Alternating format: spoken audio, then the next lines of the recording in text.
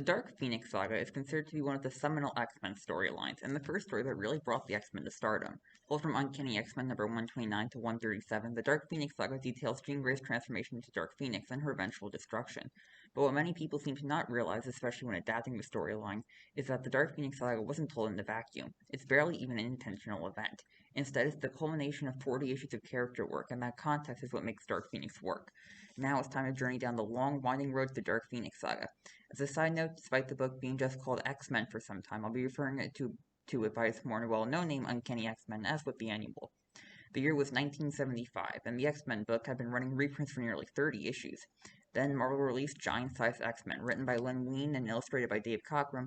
Giant Size X-Men would change X-Men history forever. The issue opens with a German mob chasing a blue demonic creature through the streets. That is until the creature is introduced as the teleporting mutant Kurt Wagner, aka Nightcrawler, and offered refuge by telepath Charles Xavier.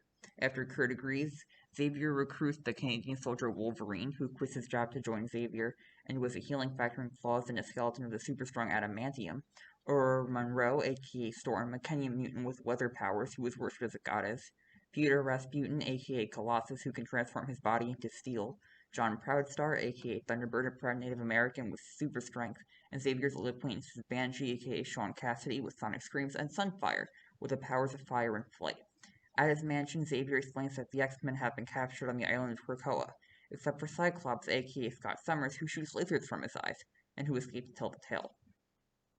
Xavier's new recruits agree to help out and they head for Krakoa, where they manage to rescue the original X-Men, who include the telepathic Marvel Girl, aka Jean Grey, the Icy Iceman, the cat-like Beast, the Winged Angel, the energy-blasting Havoc, and the magnetic Polaris, before being attacked by Krakoa itself, as Krakoa is a living island who feeds on mutant energies and only lets Cyclops escape to bring more food. The team has come up with a plan where Storm uses her powers to enhance Polaris's, who uses her magnetism powers to shoot Krakoa into space as the X-Men escape on a raft. And in Uncanny X-Men number 94, the first issue of the ongoing series with new material since number 66, well, the old X-Men decide to quit except Cyclops, and Sunfire decides that he wants nothing to do with Xavier and leaves as well. Now with Cyclops leading an all-new team of Wolverine, Nightcrawler, Storm, Colossus, Banshee, and Thunderbird, the X-Men get around to knowing each other in training.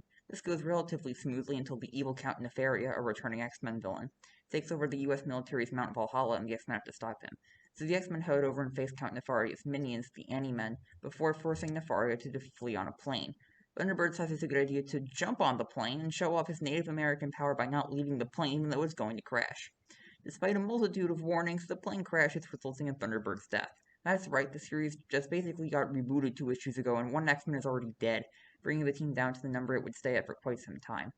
In issue 96, Chris Claremont would take over writing duties, truly bringing the X-Men into his era. In his debut issue, the X-Men fight a demon that was trapped in a statue in Xavier's school. Kind of a bad place for a demon statue, but what makes this issue cool is that the demon is free when Cyclops destroys the statue with his optic blasts, which he does while lashing out over Thunderbird's death. We also get to see some of Wolverine's aggression and violence and Storm's competence and power, both great traits of theirs, as well as meet Moira McTaggart for the first time. Ultimately, a light plot issue with some nice character work. Now, you may be asking yourself, isn't this supposed to be lead up to Dark Phoenix Saga? Where's Jean Grey? She's supposed to be important. Well, Claremont decides to bring her back in the next issue, which also introduces 2 key overarching plots. Those of Xavier's nightmare of an alien war, no kidding, and the mysterious villain Eric the Red, who's out to get the X-Men. Eric's plan is this issue are none other than a mind-controlled Havoc and Polaris, presenting us with the first of many times the new X-Men would fight the old. Eric escapes, of course, and the X-Men decide to celebrate Christmas by going to New York. Jean oddly decides to dress in black while she and Cyclops have some fun, but the government decides to interrupt the festivities by sending the X-Men a Christmas gift in the form of some Sentinels. The Sentinels, working for new character Stephen Lang, manage to kidnap Jean, Banshee, Wolverine, and Xavier. The other X-Men meet with Xavier's military friend Dr. Corbeau as Jean Groot manages to break out of Lang's clutches in a beautiful fight sequence. Unfortunately for them, they wind up in outer space, ending the issue on a serious cliffhanger. Fortunately for Jean, Banshee, and Wolverine, they're saved by the Sentinels, who really want them alive so Lang can torture them, I guess. Either way, Corbeau gets Cyclops, Storm, Colossus, and Nightcrawler onto a rocket to go help. We learn that Colossus' brother was a test pilot and died in a rocket crash. After some rocket trials of their own, the X-Men make it aboard, and Cyclops splits off to get revenge on Lang for hurting Jean. He manages to do so, although almost kills Lang in the process, which makes Jean unhappy. We then learn about Lang's newest invention, robot version of the original X-Men, which was to square off against the new X-Men for the big 100th issue. The new X-Men try to reason with the old until Wolverine violently reveals the deception by slashing open Jean's Sentinel duplicate, which makes Lang go into an evil monologue about how he worked with the Council of the Chosen to kill all mutants and cannot fail. Cyclops basically decides that he's had enough of Lang's crap and frees Jean and Xavier, so Lang tries to kill them in a weird space pod. Jean messes with Lang's head, causing him to crash the ship and presumably die. A bit hypocritical of someone who just begged for someone else not to kill, but Lang killed himself, I guess, so it's fine. It is all oddly sad. Not as sad as Jean knocking out Cyclops so she could pilot the remaining spacecraft back to Earth through deadly irradiation, and her teary farewell to Storm. The issue then ends with Jean being absorbed in the solar flames. The next issue opens with the plane crashing into Jamaica Bay. The X-Men begin to panic about Jean before she rises from the sea as Phoenix, fire and life incarnate. In typical 70s fashion, Jean passes out immediately after her boast and is rushed to a hospital. Claremont then provides some beautiful narration for Wolverine as he tries to get some flowers for Jean, not realizing that all the others would stand outside her hospital door waiting, as Wolverine's never had any friends. Poor guy. After it's revealed that Jean is going to be okay, we get some nice work on Cyclops as he lets his guard down to cry at the good news. Unfortunately, the revelation of Jean's survival is dampened by the forced holiday Xavier puts the X-Men on, fearing for their safety after their first foray into space. Wolverine doesn't take the news well, but Banshee invites the team to his mansion in Ireland, going off a letter he got. Wolverine, Colossus, Nightcrawler, and Storm join him and summarily get captured by Black Tom Cassidy and the fearsome Juggernaut. And that's how this saga starts, with a cliffhanger. There won't be many issues without cliffhangers until the end of the saga, 37 issues later, as Claremont really keeps things going. His ability to weave the stories together well is showcased right off the bat, with the letter to Banshee being delivered while the X-Men were in space for the first time, and Lang appearing a few issues before the Sentinel attack. Some things don't quite hold up so well, though, like Lang's Council of the Chosen and the apparent love triangle between Nightcrawler, Colossus, and Storm that never really gets brought up again, probably for good reason. Now, what about Xavier's random nightmare, one might ask? Well, first, the X-Men have to escape from Black Tom. They try, alright, although they don't have much luck, as Storm is having a panic attack due to her claustrophobia, and none can stop the Juggernaut. Oh yeah, Storm has a flashback to her origin story in Cairo, where we learn that she was trapped under a collapsing building that also murdered her parents. Nice. Back in Ireland, Nightcrawler is the only one to escape Juggernaut. We also learn that he turns invisible in the shadows, for reasons. Oh, and how does he escape? With the help of literal, honest-to-God leprechauns. Oh, and these leprechauns also inexplicably know Wolverine's real name, Logan. That's right, Wolverine's real name is revealed by leprechauns. Either way, Nightcrawler manages to break the X-Men out, and Storm helps to stop Juggernaut after she sees the sun again, regaining her composure. Black Tom is thrown into the sea, and Juggernaut jumps after him. Back in New York, we meet Jean's new roommate, Misty Knight, and get another alien scare from Xavier. Next, after a call from Moira, the X-Men head to her lab on Moira Island and get ambushed by the X-Men's old archenemy Magneto, who we see for the first time in Claremont's run, exactly 10 issues in. Magneto reveals that he was re-aged, don't ask, it's not important, by her old friend Eric the Red. Magneto then promptly kicks the X-Men's ass, especially the magnetic Wolverine and Cyclops, and only the arrival of Cyclops manages to let them escape. Magneto declares himself triumphant, although a few of Moira's inmates are now on the loose, some of which we'll see again, and some of which we won't. Eric the Red shows up at the X-Men's base with his new friend Firelord, pulled right out of the pages of Thor, and Firelord kicks the X-Men's butts again, before vowing to kill Charles Xavier. Xavier is hanging out with Jean at her place when Lalandra beams down and passes out, Xavier recognizing her as the alien from his nightmares. Firelord then attacks but is confronted by Jean, who is transformed into Phoenix. While Phoenix doesn't quite trounce Firelord, the victory is still pretty decisive. Unfortunately, Eric the Red has escaped with Lalandra and closed the Stargate behind him. Fortunately, Phoenix uses her magic powers to just, reopen it. So the X-Men head off into space, with Xavier warning about the end of the world. Quick little side note, Claremont wanted Jean to show off her Phoenix powers by finding someone incredibly powerful. But since Marvel wouldn't let him use Thor or Silver Surfer, he got to use Firelord, someone who gone toe-to-toe with both of them. Neat. And in issue 106, Professor Xavier passes out from exhaustion and flashes back to when he made illusions of the old X-Men fight the new X-Men. So yes, right after Method Cliffhanger, we basically get a repeat of the fight from issue 100. Not a bad issue in and of itself, but a terrible place for it. Back to the main plot in issue 107, now no longer illustrated by Dave Cockrum, who's been replaced by John Byrne, the X-Men arrive on what would come to be known as the Shi'ar Starship, once it gets a name, and are immediately faced with a small army of Imperial Guards. Although the only one of value is Guardian, Claremont does an incredible job of writing all the guards as they have a long history with each other and uses each one quite effectively. Nightcrawler gets a moment to shine as he uses his teleporting powers to save Lalandra, who then explains that her evil brother, Emperor D'Ken, is looking to access the infinite powers of the Macron crystal, which would destroy the universe. Unfortunately for the X-Men, they have little time to react to this news before they are overwhelmed by the Imperial Guards. That is until they are rescued by literal, honest-to-God space pirates, the Starjammers. Claremont really pulled no punches with what he put in these comics. After being saved, the X-Men and Starjammers get teleported inside the Macron crystal where they battle and defeat two Guardians. However, all appears to be lost as the X-Men face their worst nightmares and the Macron crystal starts to break down. Fortunately, Phoenix uses her powers to contain the energy of the crystal and gets a boost with the power of friendship. Thanks to Storm and Starjammer leader Corsair, Phoenix is able to repair the crystal, bringing stability back to the universe. Corsair thanks Phoenix and reveals that he is Cyclops' freaking dad, although would rather Phoenix keep it a secret. Chief agrees to, and the X-Men return home with the still exiled Lilandra, who decides to stay with Xavier, her true love. Because psychic callings make true love, I guess.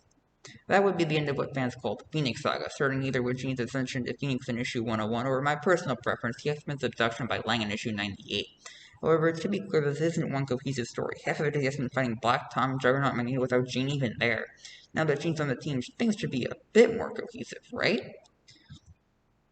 Next issue is a bit of a quiet one, although it has some great character moments from Cyclops and Nightcrawler when Jean tells her parents that she's actually Phoenix. The other X-Men decide to go on a picnic, which is where the meat of the issue takes place. Claremont gives us a sneak peek at Alpha Flight when James Hudson, aka Guardian, attacks Wolverine to try and capture him from the Canadian flight program he left way back when he first joined the team. With the help of Stormclaw, Assistant Banshee, Wolverine manages to fight Guardian off. Issue after that, the X-Men get attacked by some guy named Warhawk, who takes out Jean in one hit and gets beat by a sleight of hand trick from Nightcrawler. Disappointing. Honestly, the first one so far. Issue 111 largely follows Beast as he tries to free the mind control X-Men from a circus. He manages to snap Wolverine out of it, and Wolverine decides to try his luck breaking out Scott and Jean. He decides that he needs to activate something primal in Jean that wouldn't have been controlled, and manages to get Jean to transform into the Phoenix, freeing her. Phoenix then uses her incredible psi powers to free the rest of the X-Men and they go confront Mesmero, the mastermind behind their kidnapping. However, to their shock, Mesmero has already been taken out by Magneto, who's ready to destroy the X-Men. But first, he flies them to Antarctica by using the cars to levitate a house and flies them into an active volcano that he has been using as a base, because the only thing that can one up Asteroid M is a freaking active volcano. The X-Men then try to attack Magneto one at a time and all fail, even the mighty Phoenix, although it is clear that she has the potential to do some real damage. Once victorious, Magneto traps the X-Men in chairs, preventing them from acting as anyone older than an infant, and leaves his robot nanny to tend to them as the ultimate torture and revenge. Whenever Magneto shows up, his gravitas certainly comes with him, and children is quite poetic considering Magneto was turned into a baby before. With the X-Men captured, Magneto goes about his normal supervillain business, and we find out that Asteroid M is back too. This one super cool villain, Lara, is not enough. Meanwhile, we learn that Xavier and Lilandra are on vacation in Greece, and Storm's primal abilities as a 6-year-old include lockpicking, because, although it's not quite enough to escape. Or so it seems, until Magneto returns and is ambushed by the X-Men, who were freed by Storm's second lockpicking attempt. The X-Men do a much better job working as a team, and have Magneto on the roof until Phoenix's attack causes the walls to start to collapse and lava to flow into the room, because, they're in an active volcano. Magneto manages to escape, as do Beast and Phoenix.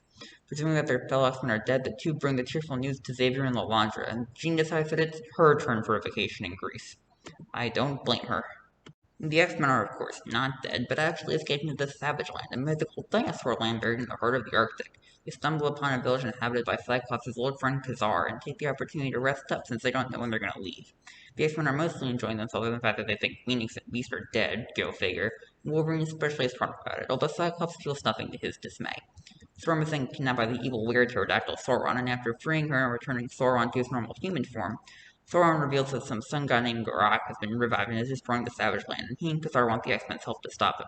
Cyclops makes the decision to leave to make sure Xavier is okay in case Magneto escaped the volcano as well, but a blizzard starts, the X-Men wind up at Garak's weird sun dome anyways. They battle Garak, and Storm accidentally lets him fall to his death down a pit, which really messes her up. The X-Men then bid farewell to the Savage Land and get picked up by a shipping vessel bound for Japan. Meanwhile, Professor Xavier is depressed about the X-Men's supposed deaths and keeps going back to how it all began. We get a beautiful splash page of how he fell in love with Moira, then she broke up with him after World War II and he became a nomad. This traveling puts Xavier in Cairo, where he meet a young Storm and then have a super cool side duel with, some guy in a bar who was apparently pure evil. And that's the origin story of Professor X. With that part of his life behind him, Xavier decides to join Lilandra with the Shi'ar, now that she has regained her rightful place as Empress. Halfway across the world from the now-abandoned X-Mansion, Japan is on fire! After trying to put out helping some civilians, the X-Men run to their old pal Sunfire, who is working with Miss Knight and Colleen Wing to find out what's going on with Japan. While the X-Men stay with Sunfire, Cyclops can't bring himself to tell Misty about Jean's supposed death, which is a nice excuse of why the X-Men don't find out that Jean's alive. Oh, and Colleen thinks Cyclops is hot. Speaking of hot, Wolverine also meets Mariko, a daimyo lady who he's instantly smitten with. Mariko seems to return the feelings. The plaything gets attacked by the Mandroids, who are after Sunfire. They get defeated by the X-Men, of course, before it's revealed that their mastermind Moses Magnum requests rule over Japan or he will sink it, because supervillain. The X-Men come up with a plan to attack Magnum's base of operations, and all seems to be going well until Magnum starts to launch his Japan destroying energy beam in desperation.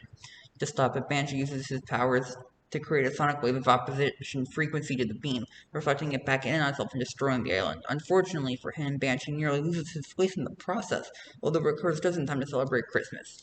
Meanwhile, Genius with Moira, Havoc, Polaris, and Multiple Man, and as of yet unimportant character who's been staying on Moira Isle to celebrate, and some angry dude named Angus is murdered on Moira Isle as well. Keep this in mind for later. Continuing the X-Men's world tour, they finally board a plane home only to be attacked by Alpha Flight upon reaching Canada. Alpha Flight has been sent by the Canadian government to get Wolverine, and Claremont does a beautiful job of setting up the other Alpha Flight members while focusing on Guardian and making him sympathetic. A battle inevitably breaks out after Alpha Flight captures Wolverine and Nightcrawler, but the two X-Men easily escape and make it a fair fight. Unfortunately, between Storm and Alpha Flight member Shaman, the weather starts to go crazy, and Wolverine pretends to hand himself in while actually escaping. And drawing the other X-Men back to New York. Definitely the best story since the Big Magneto fight 8 issues ago. Finally, back at the mansion, Colossus undergoes a training session to try and get back on his feet after a string of bad luck. And Wolverine decides to help by putting Colossus's life on the line, which surprisingly works. Storm has left the city and gets attacked by some homeless teenagers and laments that there's nothing she can do to save everyone. Oh, and Luke Cage shows up for 5 minutes. Cyclops and Colleen Wing officially get together, and Jean meets the mysteriously alluring and obviously suspicious Jason Wingard. The X-Men don't have long to settle down, though, before they are captured by Arcade, who's working for Black Tom, and put into Murder World, an interactive amusement park designed to murder people. The X-Men are flung into a pinball machine and then dispersed to face a variety of death traps, most of which play off the X-Men's weaknesses well, like Wolverine fighting an endless supply of robot duplicates of himself, or Storm being trapped in a room slowly filling with water. Most notably, Colossus is brainwashed into becoming a Soviet devotee called the Proletarian and tries to murder the X-Men before Storm snaps him out of it by telling him that he's like a brother to her. Arcade then just gives up and spits the X-Men out of Murder World, letting him know that he'll be back. Honestly, the weirdest part of the story is that it follows Spider-Man for the first 5 pages and then he never shows up again. I know it's because Arcade first debuted fighting Spider-Man, but it's still really odd. Next, in Uncanny X-Men's first proper annual, the alien Archon kidnaps Storm and takes her to his world in order to recharge a ring of energy around his planet. The only problem is that he forgets to tell the rest of the X-Men, and after they kick Archon's butt, they go to Archon's world and fight a bunch of warriors looking for Storm. They eventually find her, and she has unsurprisingly agreed to help, although the act will kill her. To circumvent this, Cyclops has Storm use Colossus as a ground and has her electrocute him with a supercharged lightning bolt, which he converts into a supercharged optic blast to re-energize the ring, keeping everyone alive. I don't think Cyclops ever pulls this trick again, and it's probably the coolest move he ever does. Back in the main book, Moira is doing experiments on Jean and fears that something dark may be happening to her due to her powers. Jean claims that everything is fine, but keeps getting visions of herself as Jason Wingard's bride in the 19th century, much to her confusion. Then Moira Island gets attacked by Moira's body-hopping mutants from Proteus. When the X-Men call to say hello, Polaris asks for their help. The X-Men hop over to Moira Island, and after a happy reunion with Jean and Moira, where they finally find out that they're all alive again, pursue Proteus into Britain, with Moira revealing that Proteus' one weakness is metal. Wolverine, Nightcrawler, and Storm manage to get the drop on Proteus, but it turns out that he also has reality-bending powers and is easily able to defeat them. He also tries to possess Wolverine, but is forced out due to Wolverine's adamantium skeleton. Moira then arrives and tries to shoot at Proteus, but Cyclops prevents her from killing Proteus. Proteus escapes with Moira leaving the X-Men behind in her hot pursuit. The X-Men have a chat after the fight, with Cyclops notices that Wolverine is particularly shaken up. Cyclops picks a fight with Wolverine, and a real battle breaks out that gets Storm and Nightcrawler involved. Eventually, Cyclops surrenders, revealing that he merely needs to get Wolverine out of his slump and make sure the others are psychologically okay, which earns him Wolverine's respect. It's a beautiful scene showcasing Cyclops' leadership skills, and probably one of the best thus far. Denise also finds out where Proteus is, which happens to be in the city of Edinburgh, where he's attacking Moira in the body of Moira's ex-husband. Family drama, everyone. As Proteus tears up Edinburgh with his powers, the X-Men do their best to protect everyone while still stopping Proteus, and Cyclops makes the hard call to kill him, sacrificing all of the X-Men if he has to. With that goal in mind, the X-Men do their best to put on the pressure, but Proteus outmatches them at every turn. Wolverine and Colossus try to escape with Moira, as she is Proteus' main target, but Proteus catches up to them and beats Wolverine before torturing Colossus in his normal form. Once Proteus leaves his decayed host body to try and havoc Colossus shifts back to his armor core and slams into Proteus, scattering his molecules to the winds and ending his life. Banshee and Moira embrace, but the ending is quite bittersweet, being the first time thus far that the X-Men, Thunderbird excluded, have resorted to killing their opponents. And now the main attraction, the Dark Phoenix Saga, finally begins. Not with a bang, but with the X-Men saying goodbye to Banshee as they head back to X-Mansion, only to be greeted by Professor X, who has returned from space. Xavier is going a little hard on the team, but quickly sends them off on a mission to find two new mutants, one in Deerfield, Illinois, and the other in New York City. Meanwhile, Jason Wingard reports to the Hellfire Club, led by Sebastian Shaw and Emma Frost, that his seduction of Jean into the Black Queen is working. In Deerfield, both Xavier and Emma Frost try to convince the parents of Kitty Pryde to attend their schools. Kitty just developed her powers and can walk through walls. Kitty starts to bond with Storm when Storm, Wolverine, and Colossus are attacked by robots that capture them, and Xavier with the help of Emma Frost. However, Kitty sneaks on board the Hellfire Club crewman called Nightcrawler, who is in New York with Cyclops and Jean. They meet with Dazzler, a new mutant with light and sound powers who is also a disco queen, and have a run-in with Wingard where he kisses Jean in a time slip. The four mutants then escape from some Hellfire grunts and leave to help the other X-Men. After saving Kitty from some Hellfire grunts, Cyclops, Phoenix, Nightcrawler, Dazzler, and Kitty make their way to where Emma Frost is holding the others and sneak in, courtesy of Phoenix's powers. Kitty then frees Wolverine and Colossus while Phoenix has a side battle with the White Queen, nearly killing her. Both Kitty and Dazzler returned home, and while the mission was a success, Cyclops and Storm are rightfully concerned about the edge to Dark Phoenix's powers. With Kitty and Dazzler out of the way, the X-Men head to Angel's Place in New Mexico to regroup, fearing that the mansion has been dug, which it actually has been by Warhawk. The X-Men then covertly infiltrate a Hellfire Club party to see what's up, but Wingard manages to fully convert Jean into the Black Queen of the Hellfire Club, and she takes out Cyclops with a single cyborg. Storm and Colossus are captured by the Hellfire Club's leader, Sebastian Shaw, a mutant with the power to absorb blows to make his own more powerful. Nightcrawler is taken up by Donald Pierce, a cyborg, and Wolverine is plunged into the sewers by Harry Leland, a mutant with control over gravity. The X-Men captured by the Hellfire Club, Wolverine stands alone with the most iconic Wolverine panels of all time, him staring up at the sewers and telling them that it's his turn to play. As Wolverine fights his way through the Hellfire Club, Cyclops uses his psychic rapport with Phoenix to reach into Hermione and ends up having a psychic sword fight with Wingard, because, the story is very serious and grounded. Cyclops loses, but the fight shocks Phoenix back to her senses, letting her give Cyclops the help he needs to free the X-Men. Once free, the X-Men manage to easily beat the Hellfire Club. Wingard tries to reason with Phoenix, but she tells him that she's unleashed forces beyond his control as Phoenix, and banishes him to the astral plane. On the way home from the Hellfire Club, Jean's powers reach a crescendo as she transforms into Dark Phoenix, fire and life incarnate, and blows up the X-Men's private jet. Phoenix trashes the X-Men, then heads off into space chasing a hunger, a feeling of immense power and pleasure that she only felt inside the Macron crystal. To this end, Dark Phoenix eats an entire sun, extinguishing an inhabited solar system and drawing the attention of the Shi'ar. She then returns to Earth, where the X-Men attempt to stop her by placing a band on her head that was invented by Beast and is designed to stop her psychic power. However, the band fails, and only Cyclops seems to slow Dark Phoenix down. In the calm moment, Xavier takes the opportunity to engage Phoenix psychically and cuts Jean off from her Phoenix power. The X-Men barely have a moment to rejoice, however, before they are abducted by the Shi'ar, who want to exterminate Jean for her crimes as Dark Phoenix. The X-Men are adamant that Jean is cured, but Lilandra is doing what she must. Xavier manages to convince Lilandra to have a massive duel for Jean's fate, and the battle begins in some ruins on the moon. With Beast and Angel joining the new X-Men, almost all the X-Men are here except for Iceman, making this the perfect finale to the saga. The X-Men do pretty well in battle, but are all defeated by the Imperial Guard.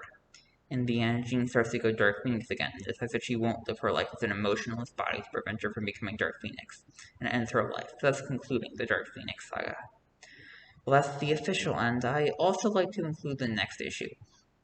Issue 138. It's essentially a recap issue of everything that's happened up to this point, from X-Men number 1, told from Cyclops' perspective as he attends Jean's funeral. While not much in the way of plot, the issue ends with the optimistic and cheerful Kitty Pryde arriving at X-Mansion for her first day of school. It's a poetic ending, with Kitty being the new young girl character like Jean was in the beginning, as if Jean was reborn as Kitty, and it shows that there was always light at the end of the darkness.